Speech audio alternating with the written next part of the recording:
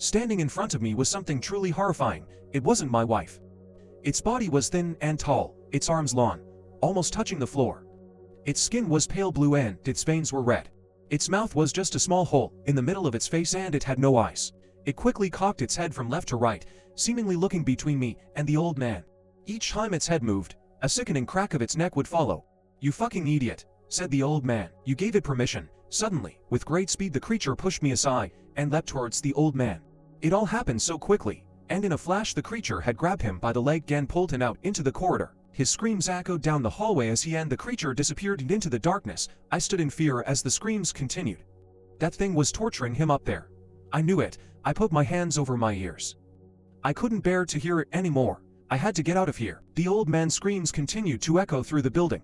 For a while I was unable to move, unable to think. I was too afraid. However, I remembered my duty. I remembered why I had joined the force all those years ago. Before life and the job had ruined me, I was supposed to protect. That was my job. So, I steadied myself once more and made my way upstairs through the oppressive dark, the familiar stench guiding me to that room of horrors. I made it to the floor where the room was and shined my torch down the hallway. The desperate screams of the old man had stopped now. I knew I was too late, but I made my way forward anyway, and as I got closer, I heard a faint crack. It was that thing moving. I snuck closer. Now I could hear the sound of it breathing. I creeped even closer until I was almost at the entrance to the room when I noticed a hand slowly reaching around the door frame. I stopped and waited, staring at it, its long claws tapping rhythmically against the wood. That's when the laughter started once more. It was louder this time, and I felt as if the sound was coming from deep in my mind. "He's gone, I'm afraid," a voice said. The voice felt like it was right next to my ear, causing me to flinch.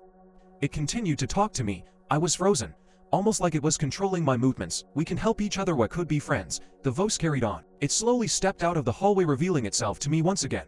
Slowly, it turned its head towards the room. "You know it's your fault he's dead." The voice in my head was so painful to listen to. It felt like pins being pushed into my skull, just like your wife, it said. Laughing.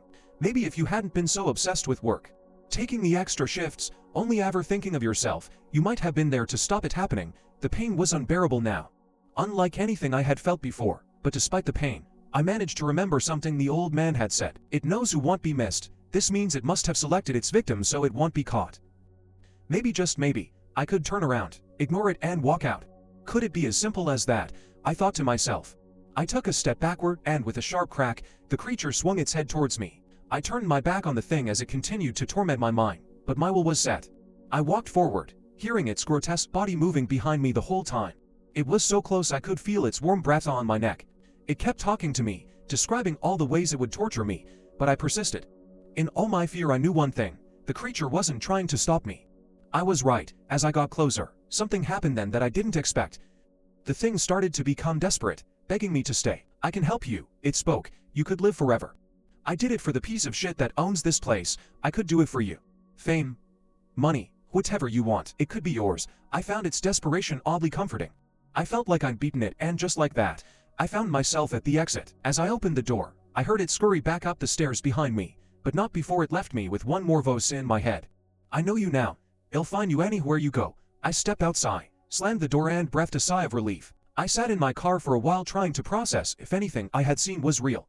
I knew there was no one in the whole police force who would believe me. I contemplated on what I would say for a while before putting the spare battery from my car into the radio, and as soon as I did, a voice loudly called out, "Yankee Bravo 26, update please." I sat for the longest time as they repeated the same phrase over and over before finally bringing my radio up to my mouth. "Pocket dial," I said,